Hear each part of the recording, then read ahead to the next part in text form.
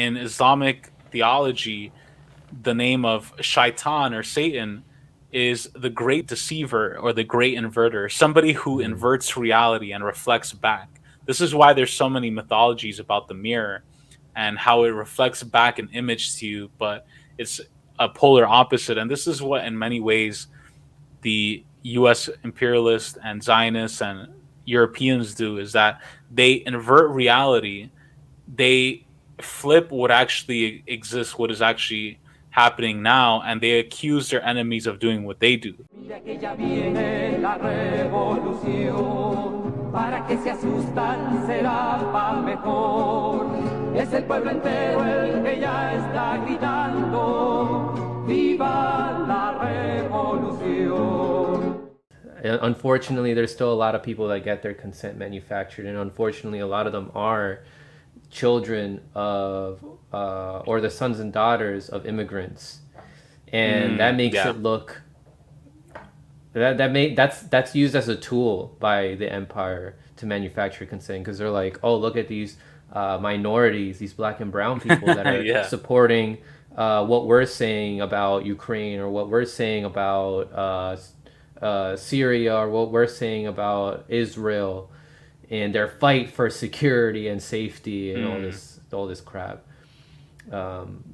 We're because we're brought up in this education system, a lot of us black and brown people also become ignorant about the world and can't put certain countries on a map, can't put cities on a map.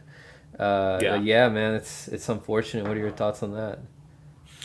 100% true. And they'll say stuff like, are you denying her lived Yeah, experience? Are you denying her voice? that my And it's like, parents no, said this, like that they experienced this, yeah. uh, like about It's like, Cuba I mean, especially. yeah, it's like, I mean, that's the thing, man. Like, I think that's where people, this is the problem with postmodernism and liberalism. So just to kind of break it down, a brief crash course philosophically into what is modernism and postmodernism. Within modern philosophy, there are different tendencies, right? Even right and left and different, right? So like Marxism is technically considered modern philosophy. So this is the understanding that in there is an objective reality that exists apart from us. So right now, I'm in California. Right now it's 5:32 p.m. Pacific time, California. That's an objective fact. Right now there are, today is Friday. That is an objective fact.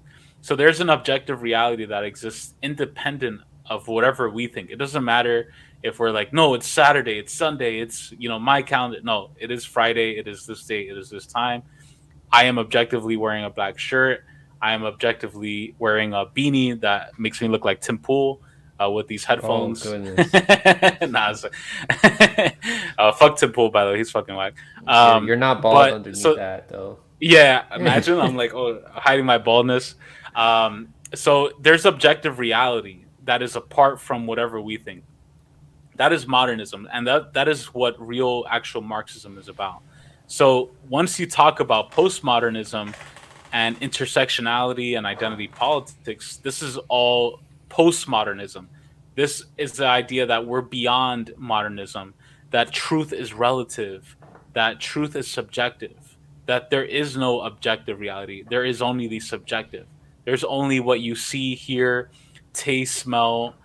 Everything is reliant on sensuous data, the five senses, right? What you hear, see, smell, taste, or touch, or whatever it is. And this is very dangerous because now people are saying stuff like my truth instead of the truth. And part of the danger of this is that you have all of these narratives and false plots and information that is put out there with this mask of postmodernism.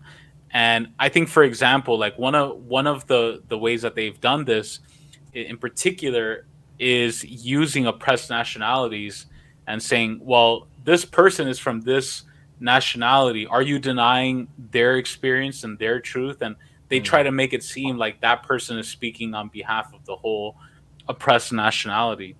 And that's one of the causes of postmodernism. Same thing with women, right? Like I guarantee you, if I was on a panel, like on every major news network, we see the same crazy Iranian chick. I don't even know her name, but she's just like these like bourgeois feminist, Hillary Clinton type, horrible, like condescending. You know the liberal Yeah, bourgeois feminist type. You know, like yeah. cosmopolitan, Speaking mean. neoliberal talking points.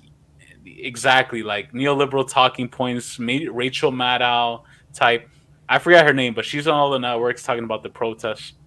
I guarantee you, if I was on the same panel or stream with her and I was saying my positions and speaking like I am now, and she was saying what she said, she'd like they'd be like, "Are you denying her lived experience? Are you trying to mansplain?" And it's like, no, like I can point out it doesn't matter my subjective identity, right? I have nothing to do with Iran. Like my family is born fucking thousands of miles away from Iran. I've never been to Iran, but I can point out an objective fact. I can point out the objective fact that Iran is being sanctioned by the West. I can point out the objective fact that the US and the EU has been trying to overthrow the Iranian revolutionary government for decades because they want to privatize that oil. They want access to those markets. They want that key supply route. Iran is crucial, is a key piece of the Eurasian Belt and Road Initiative.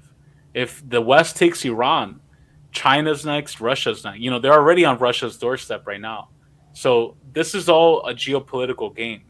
And people are just completely focusing on the low level ID poll realm of like this color revolution and say her name and hashtag. And they're not seeing the bigger picture. This is all an attempt to put a nail on the hammer, a nail on the coffin of Eurasianism, of politics in the East, of a challenge to Western capitalism and imperialism, and also Israel as well, because Iran is hated by Israel, because Iran is the only country in the region that actually stands up and is like, fuck Israel, like we're not gonna follow your orders. You're a settler state here, like you don't even belong here.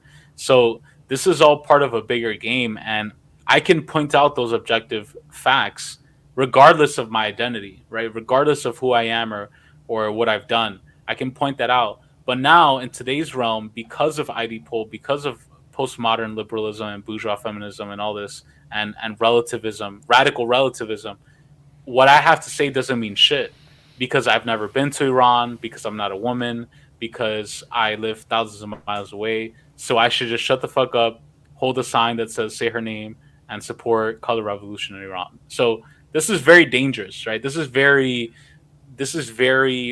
dangerous for the world in general because this is such a an advanced way of supporting imperialism, supporting war and regime change.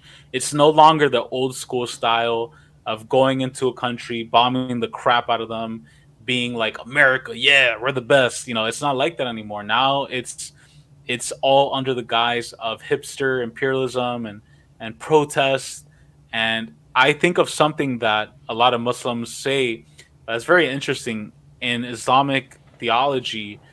The name of Shaitan or Satan is the great deceiver or the great inverter, somebody who Mm. inverts reality and reflects back. This is why there's so many mythologies about the mirror and how it reflects back an image to you, but it's a polar opposite. And this is what, in many ways, the U.S. imperialists and Zionists and Europeans do is that they invert reality. They flip what actually exists, what is actually happening now, and they accuse their enemies of doing what they do. It's the US that's killing young girls in Iraq. It's Israel that's killing CNN reporters like Shireen, who's Yeah. Palestinian. It's the EU and Saudi Arabia who's bombing the crap out of Yemen. It's not Iran. What's the last country that Iran has invaded, right? And what's the last, so it's like they're accusing Iran of all the things that they do. They're inverting, they're flipping back what they do onto their enemy, and people are just completely buying it, hook, line, and sinker.